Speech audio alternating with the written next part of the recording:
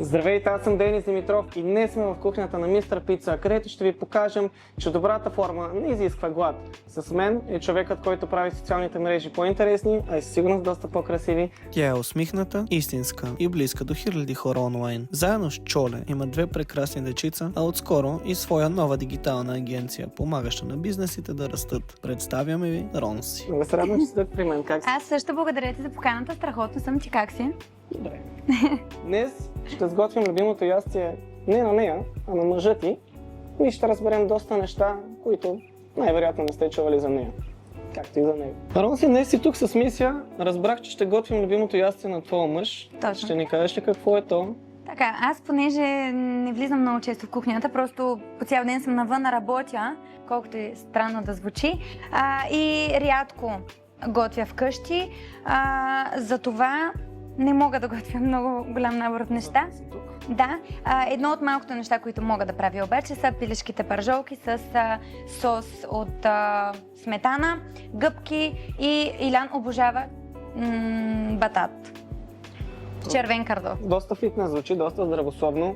Сметаната също е ризова. На режим ли е Чоле или му харесва вкуса на тези неща? Чоле не е на режим, обаче ще кажа нещо много интересно. Той от 5 години почти сме заедно и ми обещава, че от понеделник тръгва на фитнес. Вече, нали? Доста познато бих казал. Да. Доста хора така се определят от понеделник, от другия месец, от другата година и в крайна сметка не стигат. Да. Добре, аз предлагам да започнем лека по лека. Добре. Как имаш претенции за сладкият картоф? Няма да те мъчи с този маникюр да режеш. Благодаря ти. Аз ще се боря с него. Супер. Добре, значи може да го нарежеш на лунички, Да. нали? Да. Добре, Ще се страхотно. постарая да мога. Значи аз само ще крася кадър в момента. Супер. Добре. Добре. Значи ще си го нарежем на лунички, ще си го подредим в тавичката, ще си го залеем с зехтин, ще си сложим черен пипер и малко сол и във фурничката да се пече. Добре. Колко време го печеш или докато не го виеш, че става? Ами по принцип Златист. аз гледам и така преценявам дали е готово. Боцкам. Боцка, с каквото е. Да, точно, защото нали, не съм голям специалист в готвенето. И виж ти ще ни кажеш по принцип за колко време го правиш. Аз оставам за около 25 минути в фурната. Страхотно е тук. Зрителите, които ни 200 гледат, градуса, 250. страхотно да и са като мен, вече ще знаят колко време да го пекат. Докато редим картофа и го вкусяваме, да ми кажеш, влизаш ли често в кухнята сама или това е ястие по специален повод? Сама рядко влизам, има опасност да запаля нещо. Не е специален повод, може би за специален повод, че поръчам нещо, за да не рискувам. Примерно от Мистер Пица. Най-вероятно оттам, да. И аз също нещо бих ти предложил. Да, Претенции за реденето? нямам. Както сметнеш за добре. Няма как да не те питам за скетчовете ти в Инстаграм. Доста забавни са, особено доста голяма част от тях са за връзки. Отличен опит ли са? Или ги измисляш на момента и да всъщност работиш ли за лайкове или всичко ти идва отвътре? Ох, аз много обичам такива въпроси. Така, видеята, в които бия Чоле, не са реалност, защото много хора си мислят. Даже имах много забавна ситуация. Отиваме да хапваме и човека, който приготвяше храна, само ме погледна и каза: "Мале, това е момичето, де си бие мъжа в TikTok", и аз съм някаква... Добре, само така не ме бяха разпознавали. Голяма част от нещата, които се случват като ситуации, е имало доза истина в тях, просто ние ги изопачаваме, за да може на зрителя да му е по-интересно. Смятам, нали, когато нещо наистина го засилиш и го пресилиш, става доста по-забавно и доста по-интересно. Така че абсолютно, нали, съдържанието ни го преправяме, за да може да бъде интересно за хората. Все пак смятам, че това е и причината те да ни следят. Да. А казано извън кадър, само искам да ви кажа, всяка една жена си бие мъжа. Аз не. Отличен опит ви го казвам, тя казва сега не, след малко. Не След го малко бия. ще ви кача behind the scenes, да видите как го бия. Лично за мен това картофче трябва да влезе за 25 минути. Хайде. Слагаме го.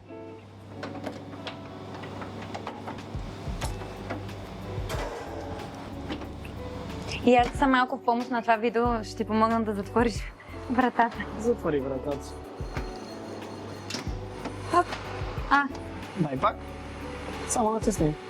Страхотно. Сложихме картофа да се пече, минаваме към пилето, но преди да минем към пилето, желая да те попитам, винаги си супер позитивна, супер усмихната, но има доста хейт коментари, как реагираш на тях?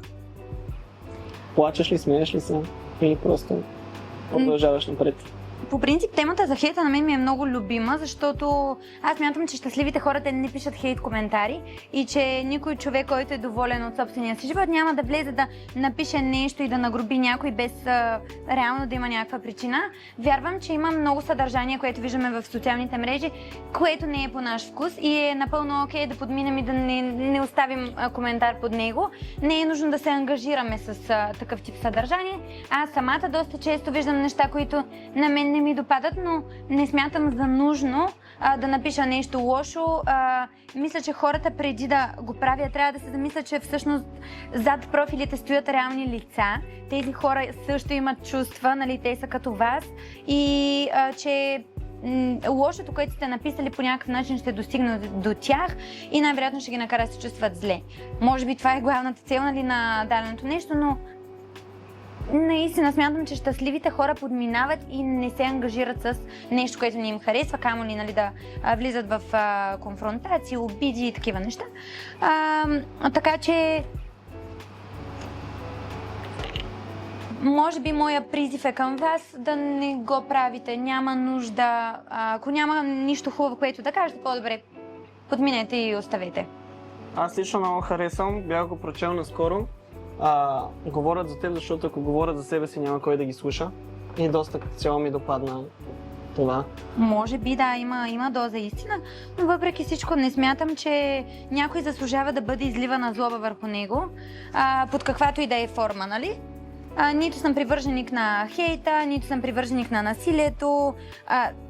Въпреки, нали, забавните видеа, които правим, по никакъв начин не искаме да кажем на хората, че трябва да се удрят, трябва да по някакъв начин да има насилие, напротив. Това е нещо, за което, нали, заставаме за такива каузи, които стоят срещу насилието. И да. Доста голяма част от хората си мислят, че живота на инфлуенсъра е цветя и рози, подаръци, кафета. Кое е всъщност нещо, което най-много те натоварва? Кое е нещо, което хората не виждат?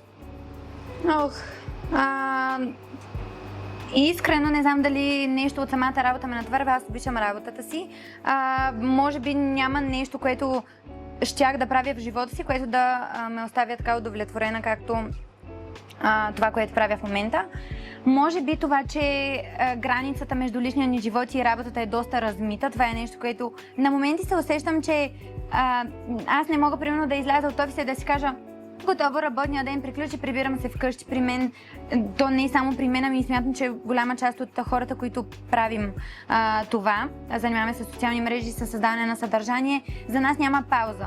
Няма уикенд, няма след 5 часа, няма дори вечер. Аз приспиваме децата, след което сядаме, обработваме, мислим съдържание, следващия ден плануваме как да може реално да се осъществят всички неща, които са ни в главата и които искаме да покажем на хората.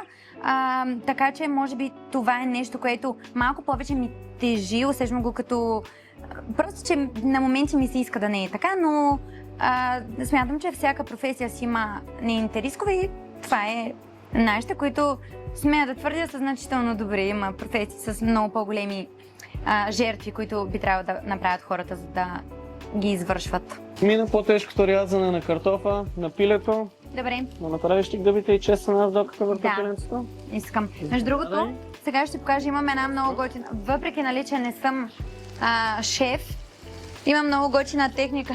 Хората, това е точно кадър за смешно видео после. Така имам много готин начин, по който си правя чесъна и то е просто го натискам и така си го беля, защото е доста по-бързичко.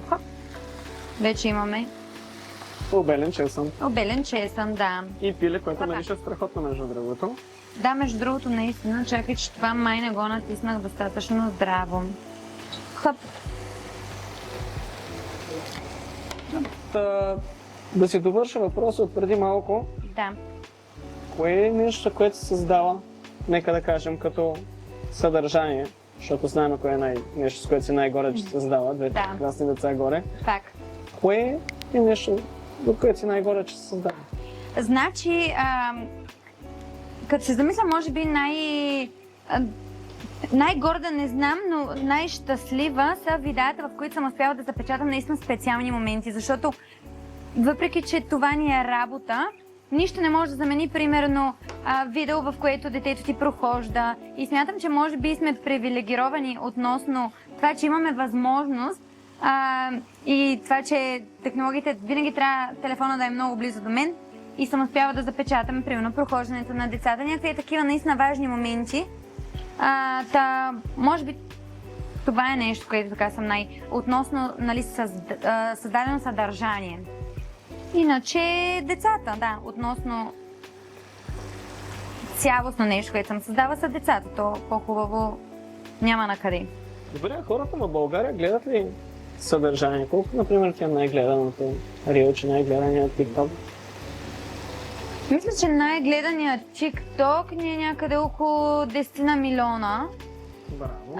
Което успя да излезе, нали, говори извън държавата. Събра доста чуждестранна аудитория.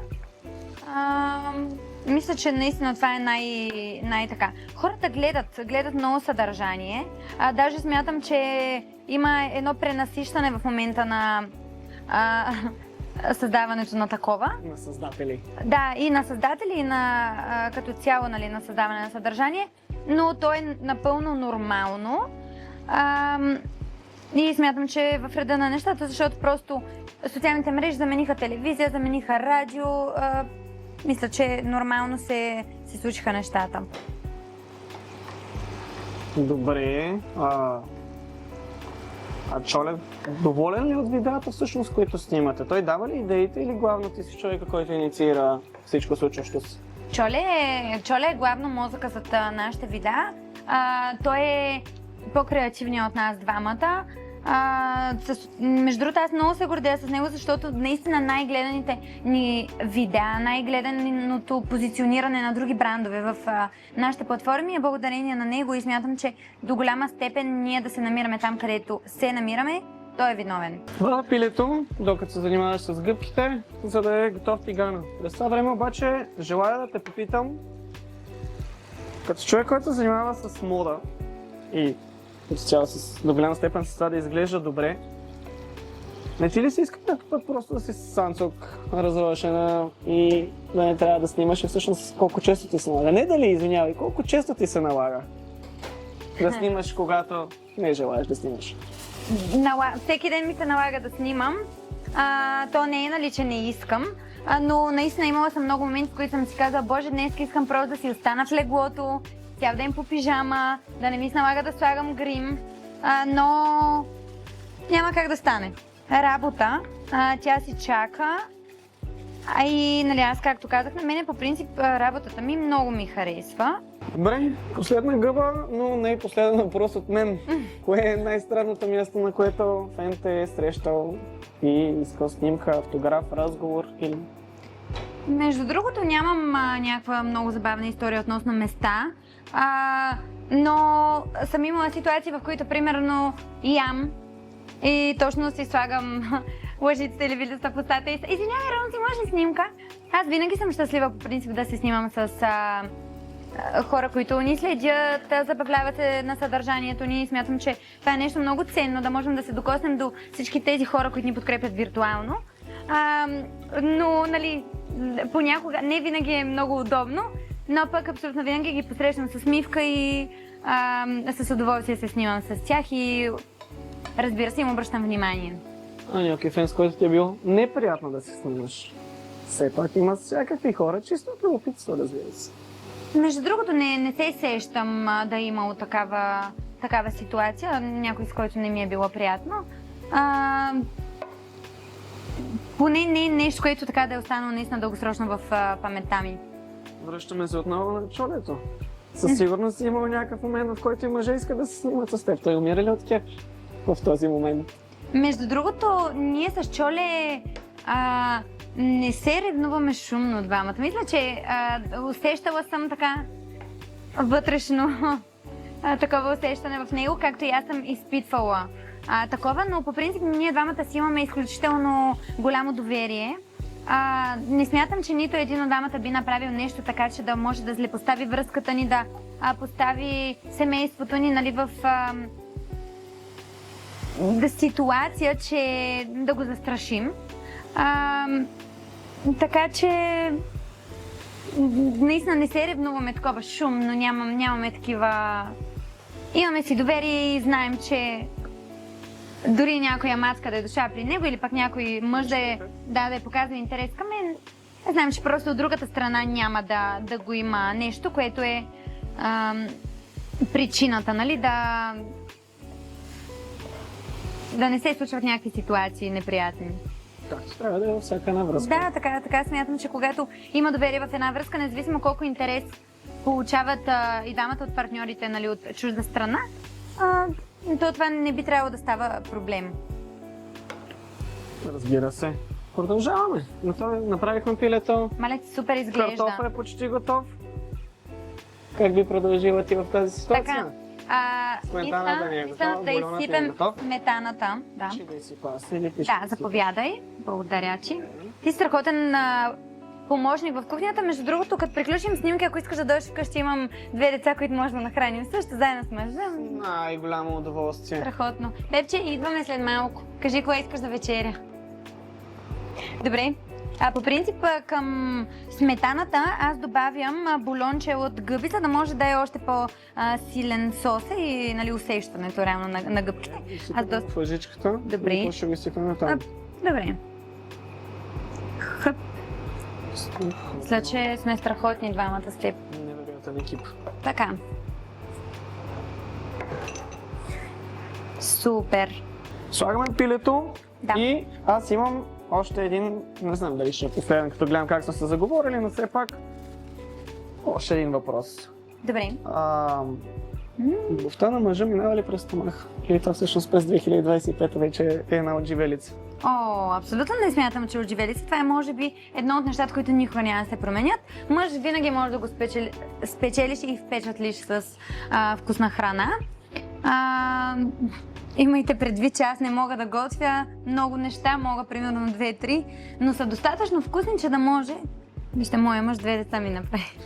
Но важното е, че в Мистер Пица винаги има. Абсолютно е така. За такива като мен, които нямат време да сготвят много вкъщи, винаги можеш да дойдеш и да се насладиш на вкусна храна. Остана да извадим картофите. Добре, супер. Помниш как се отваря? Да. Тази тежка фурна. Дърпаш смело, супер. Направо аз влизам вътре, Ти си супер. че ми е хладничко. Ставаме картофките, мисля, че са прекрасни. Миришат невероятно. Сглобяваме го и Супер. ние. Айде набързо, че Чоле вече е много гладен и... И почва да мрънка. Всичко може да мрънкаме, като сме гладни. Всичко е готово, картофа ни е готов, пилето ни е готов. Ще го взема обаче с ръчички, защото е доста мек картофа. И Искам да ти призная, че много хубаво се справи с моята рецепта. шанса да се щупи. Даже съм сигурна, че може би е по-вкусно, отколкото аз го бях сготвила. Изглежда невероятно. Взема си пилето. Така, да ти помогна. Така. Благодаря ти. Така, благодаря. Ето, затова винаги трябва да имате един асистент до вас.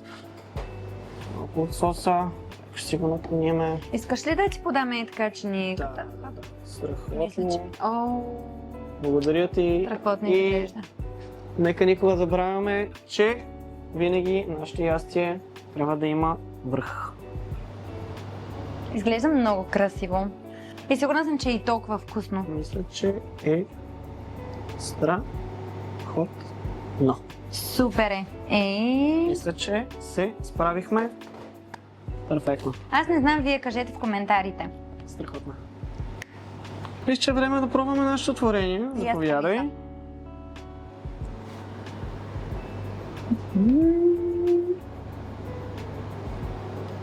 Изглежда много вкусно. Аз да и точа ли ги? Вече е време. Заповядай. Сега. И на здраве.